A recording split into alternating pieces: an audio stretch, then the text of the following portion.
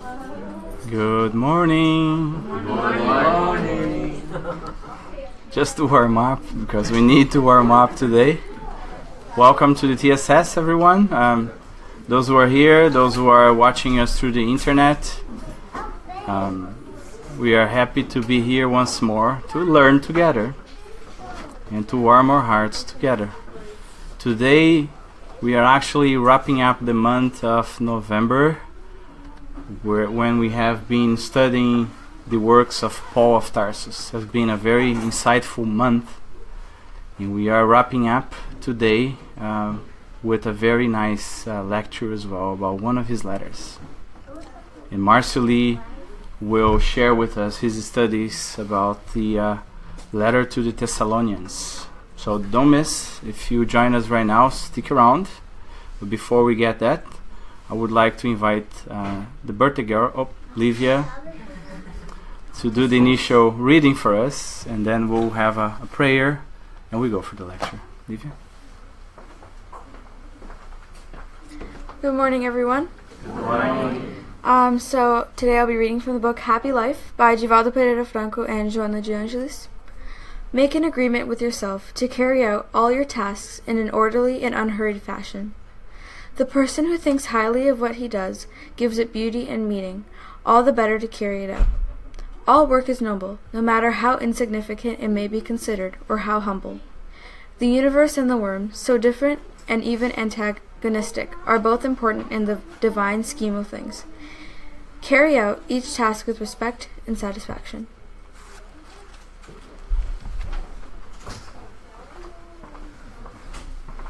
Thank you, Livia, and happy birthday. I'm embarrassing you for the second time.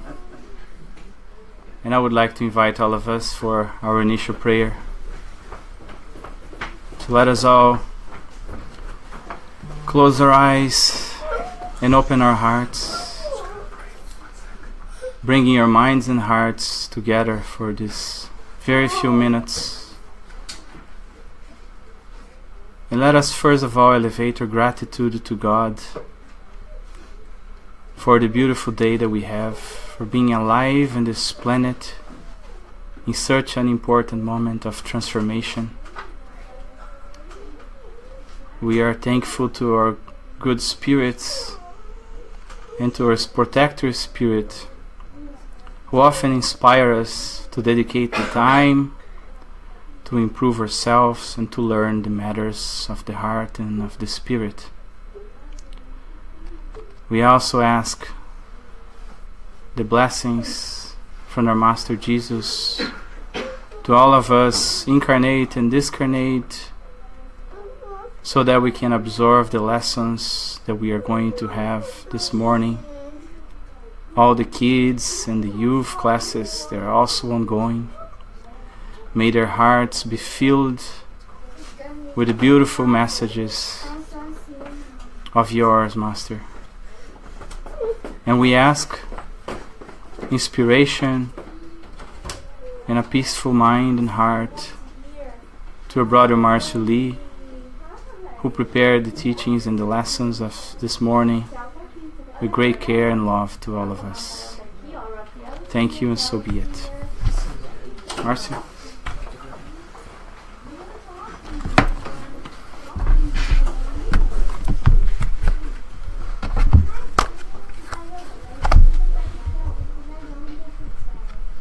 Alright, so good morning, everyone. Good morning. Nice to have all you here. Alright, so as Mark said, we continue studying the letters from Paul. And this Sunday, we're going to talk about the letters to the Thessalonians. It was very hard to learn this word. But let's go and talk about these letters. Just as a reminder, we have been talking about it already, but it's always good to put some context to the lessons that we're going to learn, right? Because we know this letter was wrote almost 2,000 years ago, right? So we need to put a little bit of context on that. So it's always good to frame again, although it has been said already. So Paul was traveling through this area here in the Mediterranean Sea, right? And going to Rome. and he stopped in Thessalonica, which was the capital for Macedonia.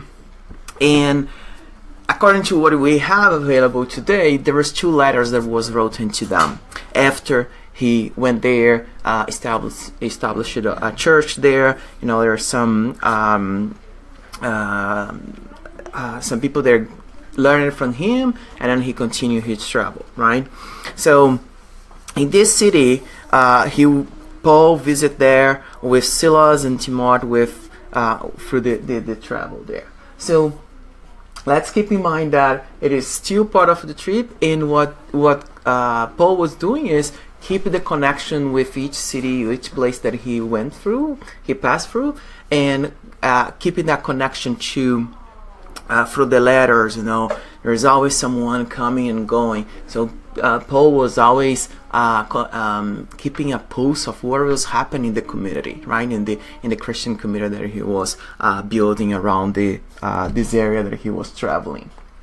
So having that in context, Paul was getting different questions, and people were having different understanding Christians, Jesus teachings, etc. So these letters was to help them to learn a little bit more and answer those questions that they may have. And like what do we do here, right? We assess when we have a question, we are not sure about something. We go to the basics, we go to Kardec, read those books. If we need, we always go to someone that we trust, we can learn from, right? So that was what Paul was doing. So the letter that there's these 2 letters to the Thessalonians that we're gonna study today. There was 3 different messages, totally different messages that, if we don't read the entire letter, and not understanding what was happening at that time, it's kind of, why there's these three totally different teachings they're doing here. And when I was preparing the lecture, I was thinking, well, how do I connect all those 3 things? How can I make the transition from one topic to the other? And at the end, I realized that, well, there is no connection between them. Everything is about love, everything is about Jesus' teachings, but you're gonna see there is 3 topics that we're gonna discuss today, right? So bear with me, and don't think, well, Marcio is crazy, he's not connecting the entire lecture. But at the end, if you think about, if you have a question, if you have some questions, and you're in a phone call with a friend, probably the conversation will have different moments, and that's what happened with those letters. There's 2 letters and 3 different topics that we're gonna see today. Okay, so let's start with the first one, that is living to please God. That is how it was titled, this part of the letter that goes. It's in the first letter, chapter 4, from the item 3 to 6, and it says, It is God's will that you should be sanctified, that you should avoid sexual immorality, that each of you should learn to control your own body in a way that is holy and horrible, not in passionate lust like the pagans who do not know God, and that in this matter no one should wrong or take advantage of a brother or sister. So going back to that time, and what we learned through history and research that was done, that the practice of the sexuality at that time was totally under control, considering what we have today, right? The pagans were totally controlled by their pleasures of the flesh, if we can call that, right? And so things that are happening there at that time that goes against what we are doing, what we learn from Jesus and the practices that he teaches us, right? So for us, would be some practice may be considered totally absurd today. But in the heaven and hell, there is a passage that Kardec brought to us that says, the spirit is the artisan of the physical body, in order to fit it to its needs and to the manifestation of its tendencies. So Kardec starts to bring a little bit that it's all about how our spirit can control our instincts, right? And for example, when we see a food and we start to salivate because of that, right? We say, okay, this food is brings the flow of saliva in my mouth. And what we learned from Heaven and Hell is that it's a little bit the opposite, right? It's our spirit who desires to eat that food that create that flow in our bodies, right? They control our body. So it's not something external that is controlling us. It's always something internal, our spirits. So the same things happen when we have someone that cries for anything. We used to say that if you're watching a commercial in the TV and something emotional happened there, you start to cry. It's easy to cry. It's not because of something external. It's because your spirit is sensitive to that and start crying. So in the Heaven and Hell, there is this sentence that said, the flesh is only weak because the spirit is weak. A proposition that places the question on its true ground and leaves the spirit responsible for all its deeds during the earth lifetime. So it's the spirit who thinks and have the will, right? So it's the spirit that gives to the flesh the various qualities that goes and own our instincts, right? So yes, we learned from the Spirit's book that our spirit is created through it's combined by a bunch of energy that come from different places, and that it become our spirit, right? And with that we have the instincts. We are incarnated. We have the instinct that we always talk about, but what makes us different from animals, for example, that also have the instincts, is that we have intelligence. And the point is what we do with that intelligence, right? We should be able to control and make better decisions over those instincts, right? So as we progress, as we evolve, it's our duty to be able to control those instincts, right? So we will continue developing this intelligence, and with that, the moral sense. That's what Jesus brought to us, right? Moral sense, more than intelligence, and we will combine those, learning what's right, what is wrong, and with our minds, with our spirits, we control those instincts that we have, right? And talk a little bit more about sex. There is that's a topic that we don't talk very often here, but it's important because it's part of who we are. It's part of it's something that God created, right? It's not that the human beings have created. Sex is something that came for a purpose for us. And it's there for us to learn from it. So in the book Religião dos Espíritos, there is no translation to English, so it's a free translation here. We could say the religion of the spirits. It says, sex is productive energy, yet love demands to be among it, to function as safe ruler. So let's think about it. So sex is productive energy. So we can start understanding it as sex is the beginning of our bodies, right? Without sex, there is no newborns, new kids. Without new kids, what happens? We don't have new spirits come and spirits not being able to incarnate, we are not be able to progress.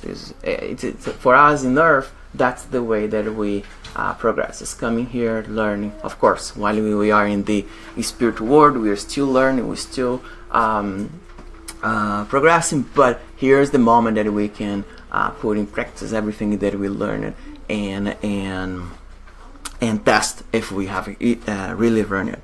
So everything starts there. And it's also, if we think about when we are doing the passes, we have what we call the center of forces, that we have the basics, that it's responsible for our reproductive organs and the emotions related to it.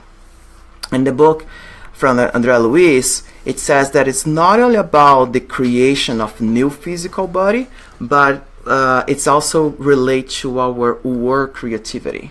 It's funny that it's André Luiz also says that when we have that balance, that energy well balanced, we start to do new discoveries, and that new discoveries will help us to do better things for humankind, for man. So it's interesting to see that sexuality and the center of forces that controls it, it's connected to our intelligence as well. It's connected to our creativity. So if we control that, we can do a better use. We do a better use of it to improve our lives. And it's important that because in the Spirit's book there are some questions related to celibate. Okay. Celibacy. Thank you, guys. Celibacy. and there is some religions or some people that may think that no, that's the right thing, etc. But if that should be an exception in our society, because again, if we start to think that this is the right thing, the best thing, the only way of progressing and reach God is through celibacy, one day Earth will not be populated anymore. How we will reincarnate, right?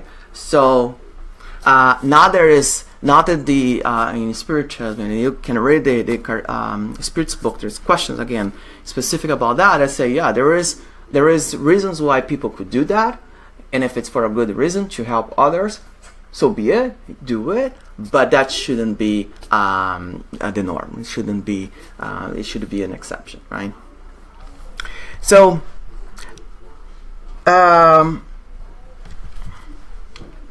in the same book, Emmanuel said, God who has conceived sex in us for the enrichment of creation in the flesh and in the spirit, will guide us how to govern it. So God created, right? And there is a purpose for that. We talked about, having other people, other spirits come incarnate. We talk about the work, and it talks about enrichment of creation. So even sex, there is a purpose in God's plans, right? To make this planet a better planet for us and for all the spirits around here, right? That is part of this planet. And the key thing for us to learn from this passage is that we need to learn how to control those instincts, and make the right choices based on love. Because if we think about it, the Thessalonians was facing some problems at that time with sexuality and practices, and maybe we're not doing this exactly the same thing, but we still have, right, a lot of things that go against the making sex is a sacred, an important thing in our lives. We know that we can, in internet you can find whatever you want there, right? Sexuality sometimes may be saying, oh, we need to freedom to this. We need to be okay to do anything in this area. But that's not it, because sex as well, in relationships, two persons' relationships for sex is also something that will enlighten us, will help us to evolve, right? The commitment to another person, right? So we need to find in our hearts the way to control those. I don't want to call bad behaviors, but I'm not finding another word. Those behaviors that we still have in ourselves, right? And let's not think that we are all perfect here, but there's a moment that we got into tension, and we should be able to learn how to control it, And how we control it is through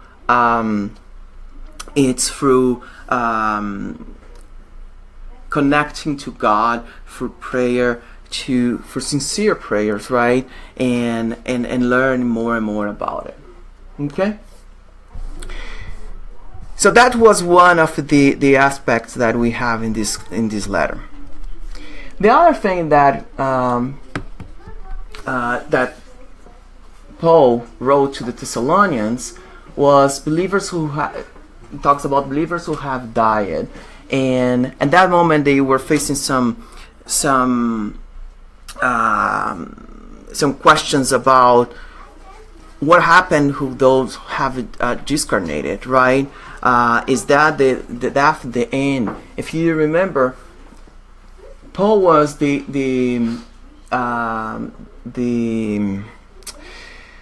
one who went and talked to the pagans, to the Gentiles, how they call, right? So Paul was not talking that much to the Jewish people, right? He went and go to talk to people that has no understanding about God, one God, and everything that the Jewish people already had.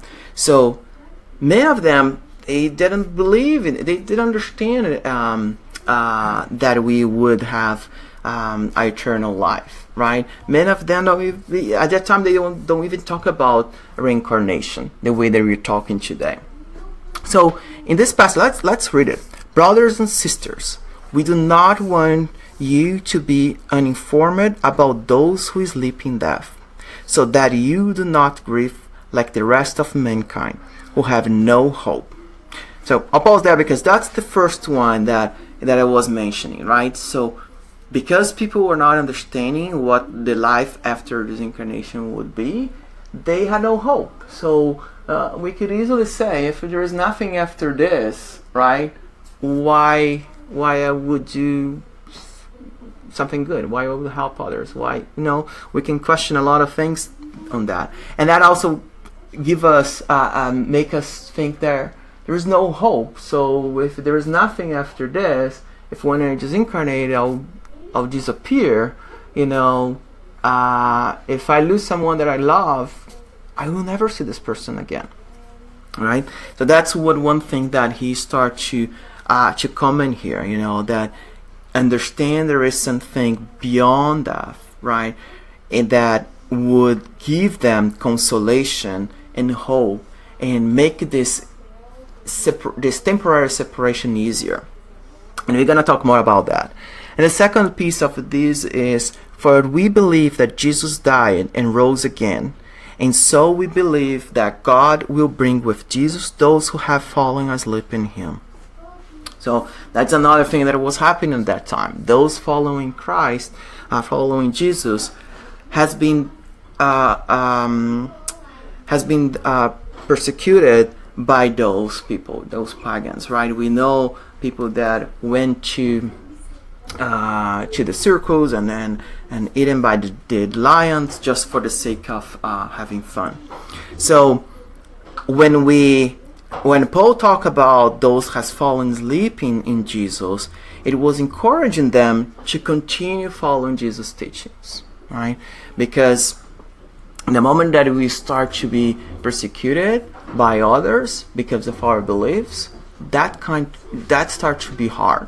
And that's the moment that we need to be strong enough and continue saying, yes, I do believe in this. This is the right thing to do, and I will continue doing. Okay, so let's talk about the first part, and what Kardec brings to us in the Spirit's book on the there is a few questions about the laws of the loved ones, and in this questions 934, it starts talking about the communications, right? So let's see what Kardec asks and the answer from the spirits. Is the loss of those who are dear to us a legitimate source of sorrow? As this loss is both irreparable and independent of our will, this cause of sorrow, from which neither the rich nor the poor are safe, is either a trial or a atonement. However, you have the consolation of communicating with them through the means you already possess, while awaiting others means that will be more direct and more open to your senses. Right? So, in Spiritism, we start to understand and making a better use of the communication with the spirits, and what given us a certainty about life after death, right? So many may ask about, are you sure about this after life after death? You know, and we as spiritists, we can say yes, we are, because we believe we have talked with spirits, right? And we can sense them. There's an entire part of the Spirit's book that talks about how spirits influence our lives every day, right? So we can feel it. It's not like this. I come here for the first time and I'm gonna understand all about spirits and I will sense all the spirits around me. No, that's not how it happens. It happens it will happen as you study and you understand a little bit more, and then you can start sensing them, right? And that's very important, guys, because it's very easy to don't agree or don't believe if you are not, for example, a medium, right? So for mediums, maybe I'm not, so maybe for mediums it's easier because they can see, well, not all of them, some of them can think that they're crazy, right? But some of them may say, yeah, being a medium and coming to spiritism, everything makes sense, but not being a medium, being open to those communications in a more suitable way, more that you don't hear, you don't see, it make a little bit harder, and it needs a lot of persistence and study to go deeper and say, yes, this all makes sense, right? So that understanding and believing in that brings a lot of consolation for us as spirituals, right? That we can guarantee, we know that it's there. And it's funny because we may say, for people in other religions, they may not believe in communication with spirits, but they still believe in life after death, right? So having this communication with spirits make us better than them? Well, not really, right? What the difference is that we needed those communications, right? We needed to have those communications to truly believe, Of course, each one of us is in a different stage of evolution. We have different needs, and we as spiritists, we need all of that to have this hope that we have today, right? So how we can communicate? Let me quickly talk about it. How non-mediums can communicate with the spiritual world. It's not as simple as taking our phones and call someone else. If I miss my mom in Brazil, I call her and say, "Hey mom, I miss you. How are you?" Right? Now it's even better. I have FaceTime. I can see her. Right? It's much easier to talk with someone that we missed today. But with the disincarnated one, it's not that easy. But we still can keep connect to them. And in the Spiritism books, we have we learn a lot about prayers, how praying we can connect us to those that we truly love, right? And in this Spirit's book, there is an entire section talking about what happens when you're asleep, what dreams are, right? Another way for us to communicate and connect with those spirits. What happens most of the time is that we expect that those prayers, those dreams are very clear. We gonna understand everything quickly, like a phone call, right? If I call a question to my mom that she knows the answer, I can easily get the answer. If you have an answer for a question to someone that is incarnated, or you're missing someone that is discarnated, it may not that simple to connect to them, right? But still, it's happening. And very in Andrea Luiz's books, there is a lot of examples, but one example that came to my mind when I was preparing to this, and it's connected to Paul, as we were talking about his letters, right?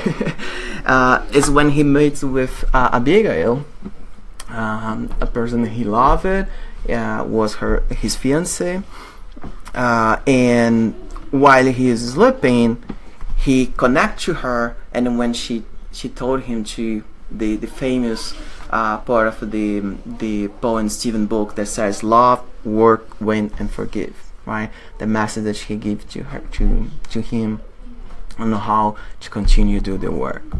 So those communications is helping us.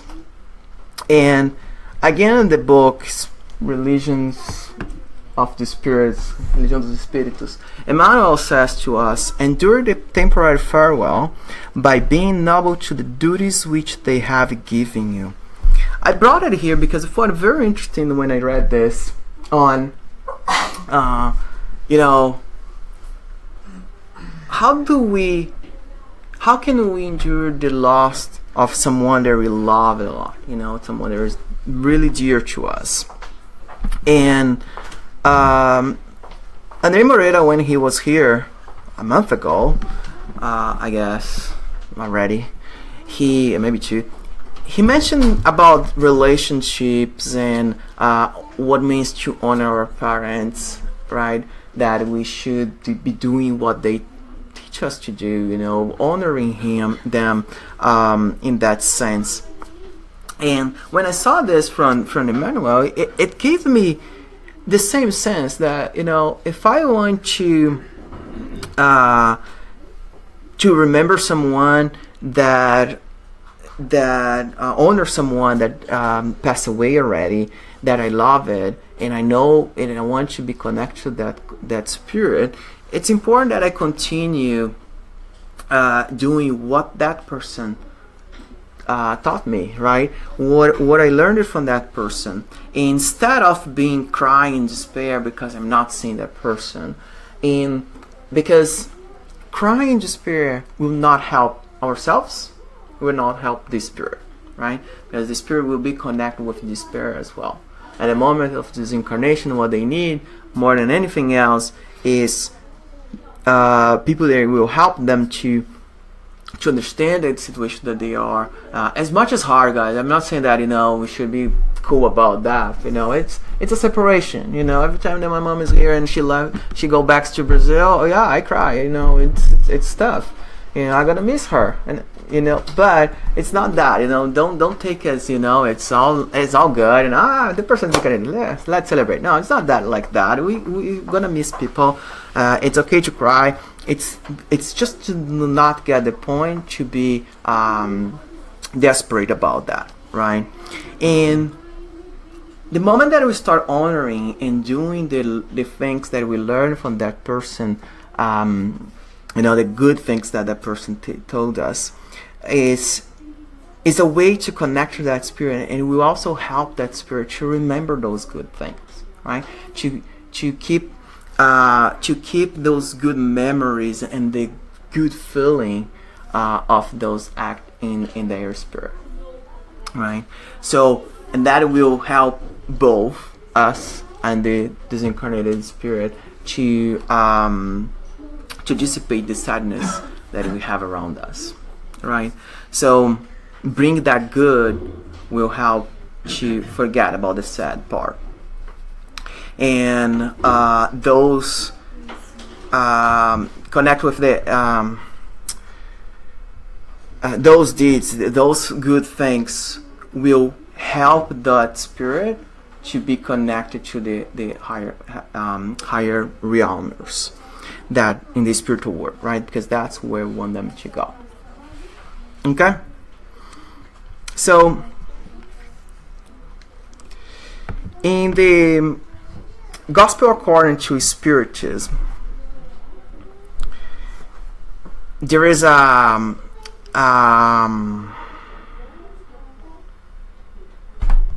second, I think I stepped out for one.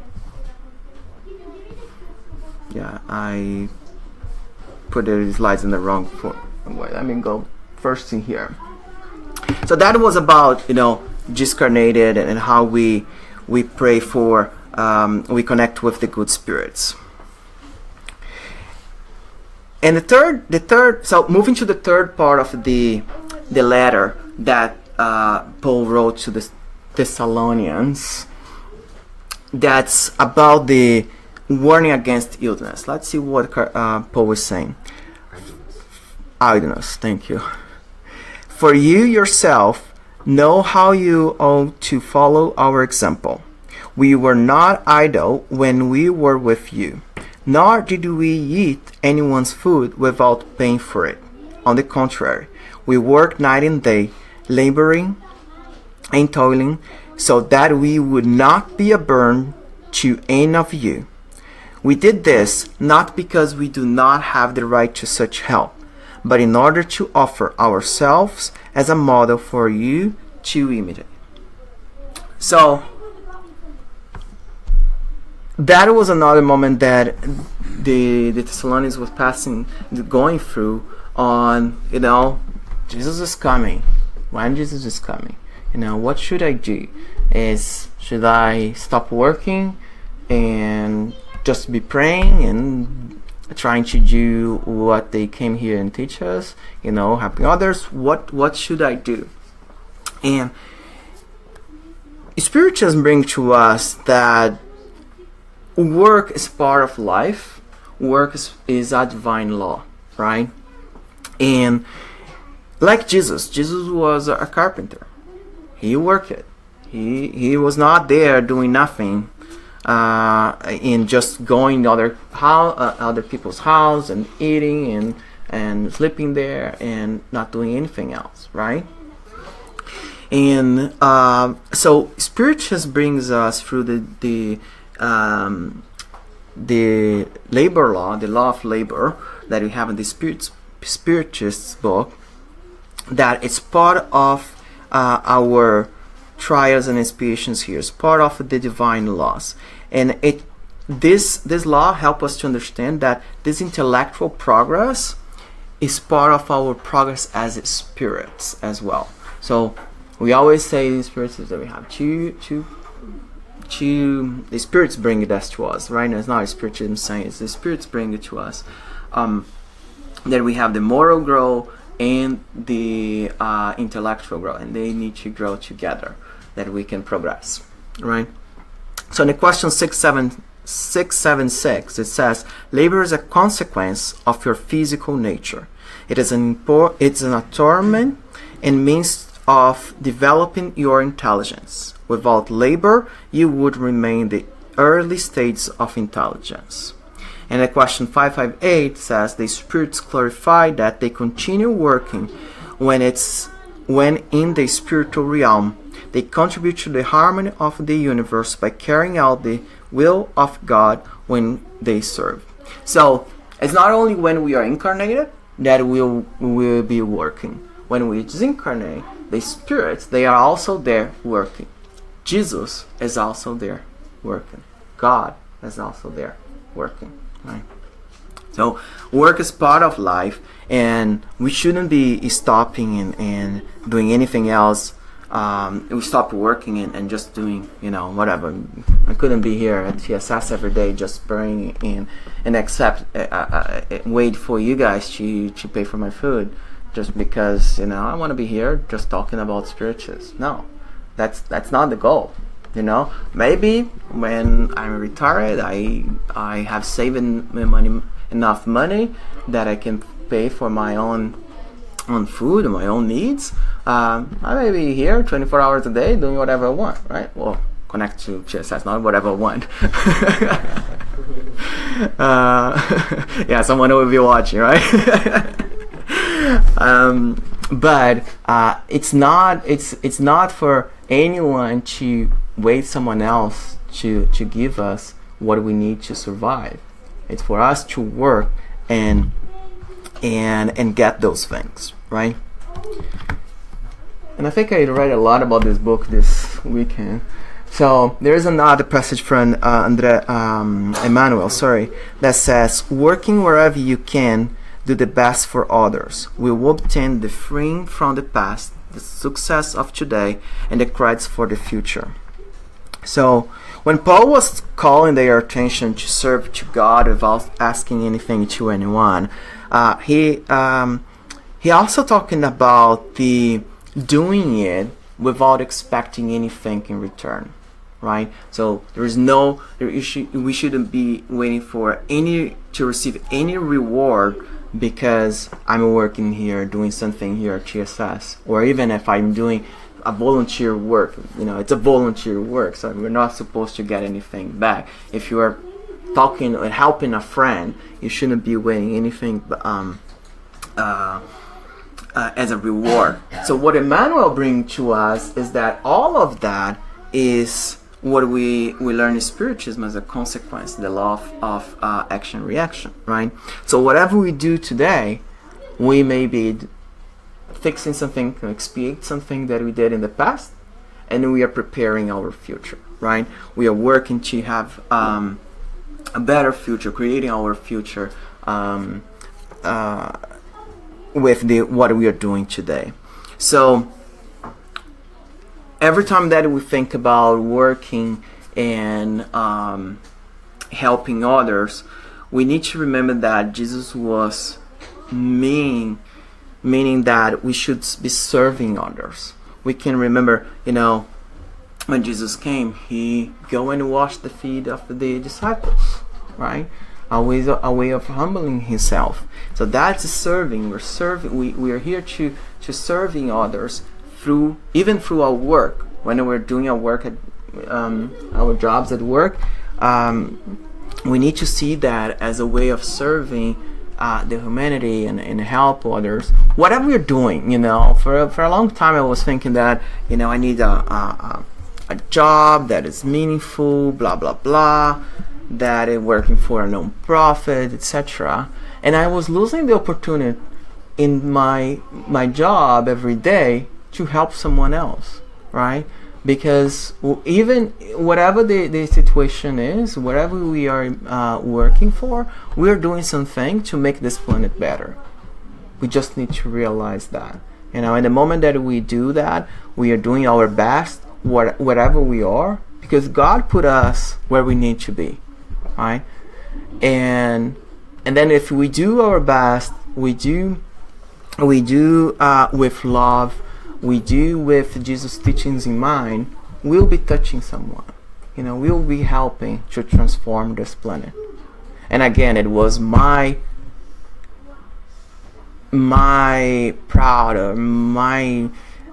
need to have things happen faster that was stopping me to do the right thing.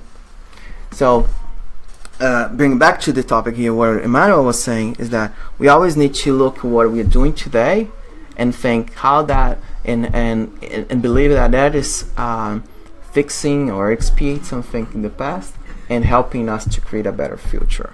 So it's the moment is today, right? So with that in mind,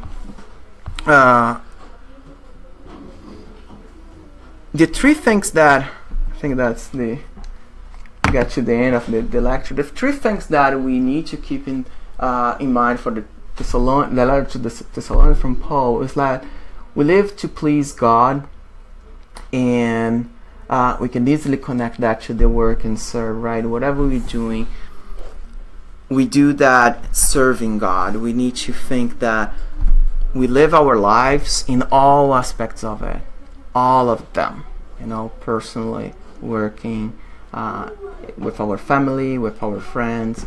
We need to keep thinking that we're here to serve each other, right? We're serving God when we are serving each other.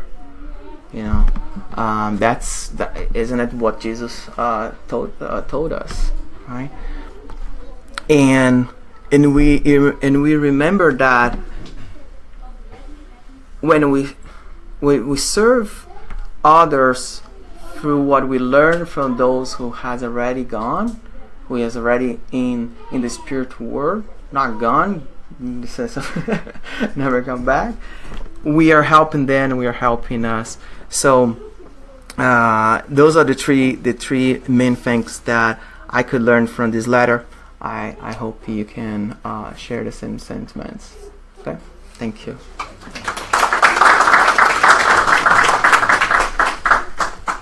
Thank you, Marcio. Sure. Still have a few minutes for questions. Any questions in the audience? Marco? Yes. Can I start? No, I think I want to just going back to the where we presented the religion to Spiritist and talked about sex. There's one sentence you put there where I think that kind of summarizes everything you said, and I just want to stress that because it's very important.